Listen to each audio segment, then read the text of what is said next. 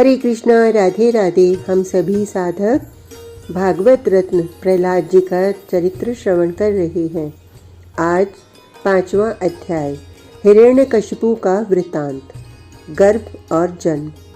जिस समय महर्षि कश्यप की अदिति आदि अन्यान्य सभी धर्म पत्नियों में आदि देवताओं की उत्पत्ति हो चुकी थी और उनके प्रताप से सारा जगत उनका ही अनुचर हो रहा था, उस समय जैसा कि पहले कहा गया, चाक्षुष नामक 6वां मनवंतर था और उसके अंतर्गत था सत्ययुग। भगवत इच्छा बड़ी प्रबल है, युग और मनवंतर उसके अनुचर हैं। इसलिए सत्य युग में और महर्षि कश्यप जैसे परम तपस्वी महर्षि के आश्रम में भी सत्य युग के अनुरूप नहीं, कलयुग के अनुरूप घटना घट गई। भगवान के पार्षदों को जय और विजय को भ्रम शाप हो चुका था और वे बैकुंठपुरी से पतित हो चुके थे। पूर्व कथित कारणों के अनुसार असुर कुल में उनका अवतीर्ण होना भी आवश्यक था। अतएव भगवत इच्छा से ही पवित्र सत्य युग में अपवित्र कलयुग के अनुरूप घटना का होना आश्चर्यकारक नहीं, स्वाभाविक था। संध्या का समय था।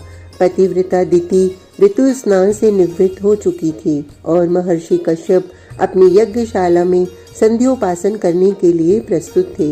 भगवत इच्छा से पतिव्रता दिति के हृदय में संतति सुख की इच्छा उत्पन्न हुई और वह अधीर हो यज्ञशाला में जा पहुंची।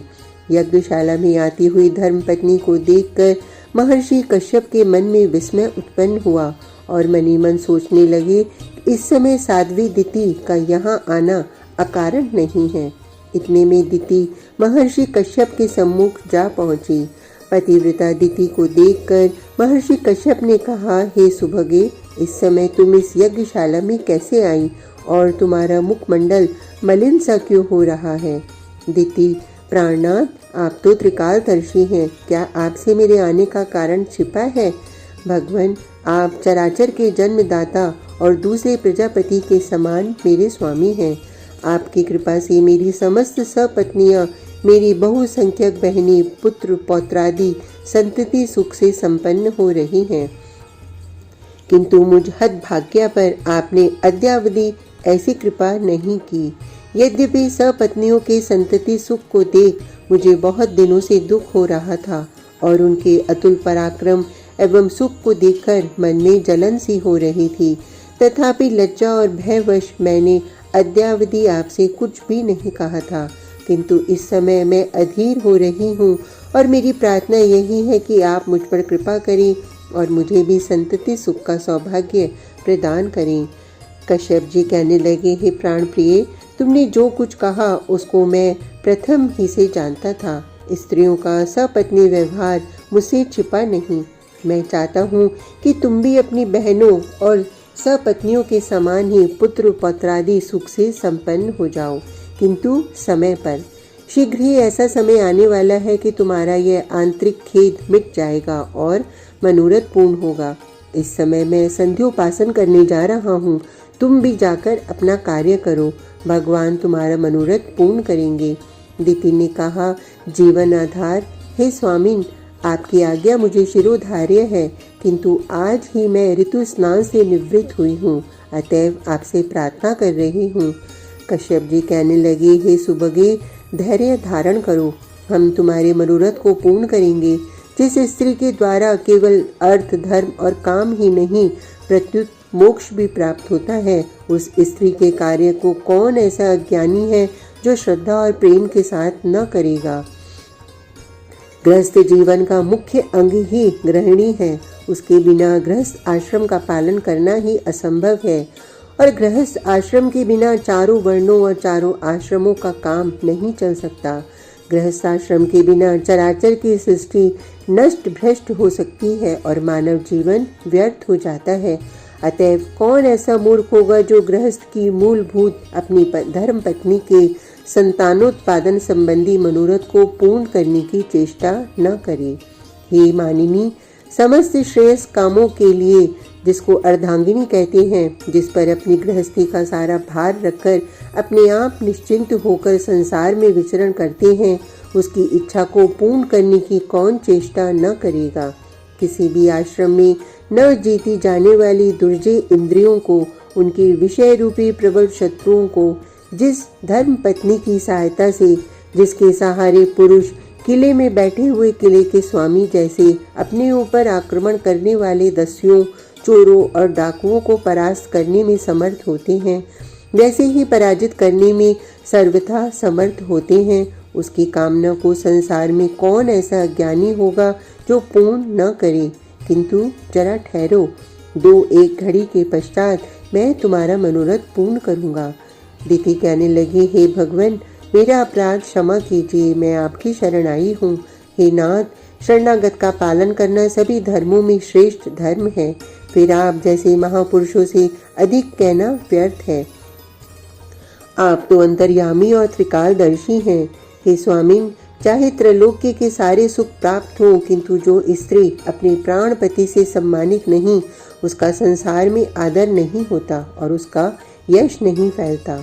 जब तक स्त्री के पुत्र नहीं होते, जब तक उसका जाया नाम ही सार्थक नहीं होता।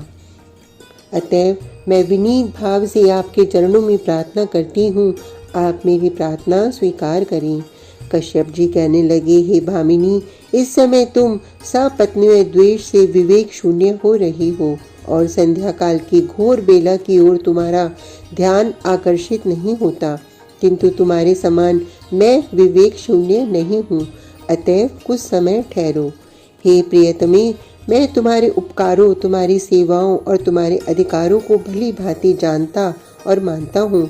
यद्यपि मैं यह भी स्वीकार करता हूँ कि तुम्हारे उपकारों का बदला मैं इस जीवन में चुकाने में असमर्थ हूँ, तथापि इस समय मैं जो तुमको बारंबार ठहरने के लिए कहता हूँ, उसका विशेष कारण है। हे गृहेश्वरी, यह संध्या का घोरतम समय है।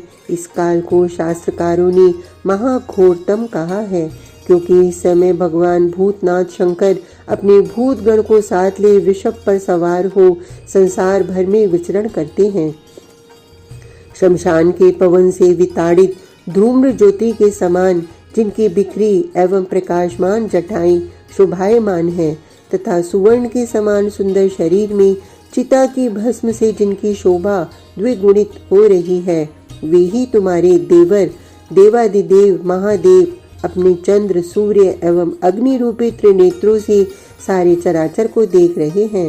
हे सुंदरी, भगवान भूत भावन शंकर का संसार में न कोई स्वजन है, न शत्रु, न आदरणीय है और न निंदनीय। अतएव इस घोरतम समय में शास्त्रकारों ने आहार, मैथुन, अध्ययन और शयन का निषेध किया है। समस्त ब्राह्मण समुदाय उनकी चरण रज की माया का ही उपासक है और उनकी माया के विभूति रूपी प्रसाद को प्राप्त करके वह अपने आप को कृतकृत्य समझता है। अतएव इस घोरतम समय को बीत जाने दो, मैं तुम्हारा मनोरथ पूर्ण करूंगा। भगवद इच्छा की वशवर्तनी साध्वी दिति ने अपने हठ को नहीं छोड़ा और विवश होकर महर्षि कश्यप ने भाग्य रूपी सर्वशक्तिमान परमात्मा को प्रणाम करके उसका मनोरथ पूर्ण किया।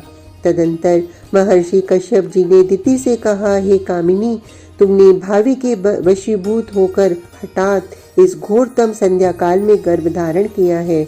इससे तुम्हारे उदर से 2 पुत्र उत्पन्न होंगे जो बड़े ही भयंकर होंगे। हे भामिनी, तुमने हमारी आज्ञा नहीं मानी, क्योंकि तुम्हारा चित्त भी देवद्रोह से अशुद्ध था।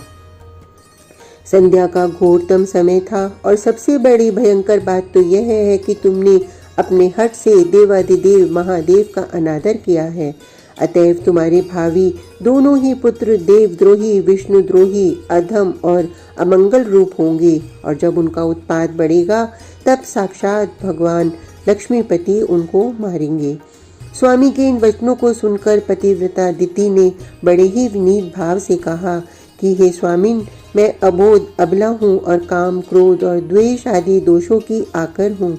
अतएव जो कुछ मुझसे अपराध हुआ है उसे आप क्षमा करें और आशुतोष भगवान शंकर को मेरी विनती सुनाइए कि वे मेरे पुत्रों का कल्याण करें और गर्भ को सफल एवं सबल बनाएं। कश्यप जी कहने लगे, हे प्रियतमे, तुम्हारा कोई अपराध नहीं, भावी बड़ी प्रबल है, उसी के वशीभूत होकर तुमने प्रबल हठ किया। और हमने उस हट को स्वीकार किया। अवश्य ही गर्भाधान के समय तुम्हारा ध्यान अपने सापत्नीय पुत्र देवों के प्रति द्रोह से पूरित था और हमारा ध्यान भगवान शंकर के घोरतम समय की ओर था।